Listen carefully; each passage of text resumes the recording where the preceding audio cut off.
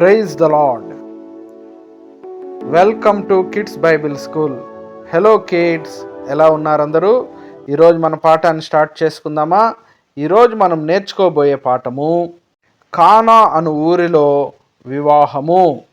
యోహాను సువార్త 2వ అధ్యాయము 1వ వాక్యం నుంచి 11వ వాక్యం వరకు. గలిలయలో కానా అనే ఊరిలో ఒక వివాహము జరిగెను.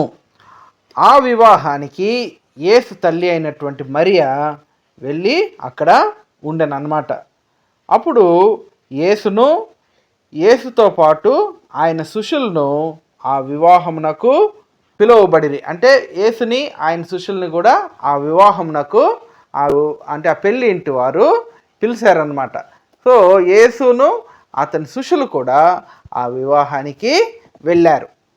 ఆ పెళ్ళికి వచ్చిన వారికి ఆ పెళ్ళిలో ద్రాక్షారసము ఇచ్చారనమాట.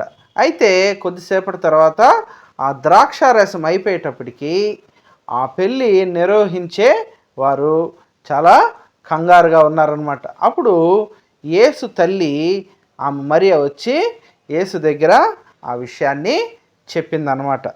అప్పుడు యేసు ఆయన తల్లితో ఏమని చెప్తాడు అంటే, అమ్మా, నా సమయము ఇంకను రాలేదు. అయినప్పటికీ యేసు తల్లి ఏం చెప్తుంది అంటే, అక్కడ ఉన్నటువంటి పరిచారకులకు, అక్కడ ఉన్నటువంటి ఆ హెల్ప్ చేసేటటువంటి వారికి ఏమని చెప్తుంది అంటే, ఆయన మీతో చెప్పినది చేయుడి.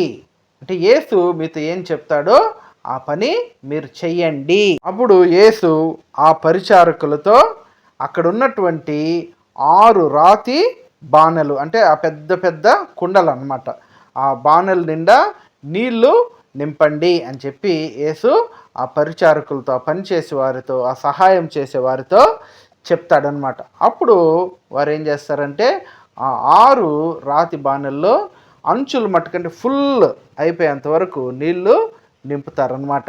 ఆ విషయాన్ని మళ్ళీ యేసుక్రీస్తునకు వారు వచ్చి చెప్పినప్పుడు యేసుక్రీస్తు వారితో ఏమని సెలవిస్తాడు అంటే, ఏమని చెప్తాడు అంటే, ఆ కుండలో నుంచి మీరు ముంచుకొని విందు ప్రధాని దగ్గరకు, ఆ విందు నడిపించేటటువంటి ఆ ప్రధానుడు ఎవరైతే ఉంటారో ఆయన ఎద్దకు తీసుకొని వెళ్ళండి అని చెప్పినప్పుడు వారు ఏం చేస్తారంటే అందులోంచి ముంచి ఆ ప్రధాని ఎద్దకు తీసుకొని వెళ్తారనమాట. అప్పుడు ఆ విందు ప్రధాని ఏం చేస్తాడంటే పెండ్లి కుమారుణ్ణి పిలుస్తాడనమాట.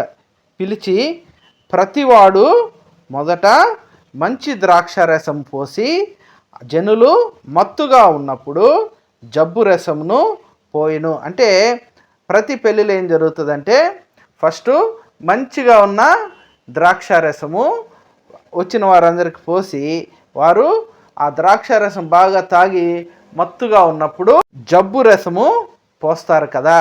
నీవైతే చివరి వరకు మంచి ద్రాక్షారసమును ఉంచుకున్నావు అని చెప్పి అతన్ని మెచ్చుకుంటాడనమాట. ఆ విధంగా కిడ్స్, మన ప్రభు అయిన యేసుక్రీస్తు నీళ్లను ద్రాక్షారసముగా మార్చి అతని యొక్క మొట్టమొదటి అద్భుత కార్యము చేస్తాడనమాట. ఈ పాఠం నుంచి మనం నేర్చుకోవాల్సిన నీతి ఏంటంటే, మనము అవసరతలో ఉన్నప్పుడు ప్రభువుని అడిగితే ఆయన మనకు తప్పకుండా సహాయము చేస్తాడు. నేర్చుకోవలసిన కంఠత వాక్యము కీర్తనల గ్రంథము 34వ అధ్యాయము 10వ వాక్యము. Praise the lord.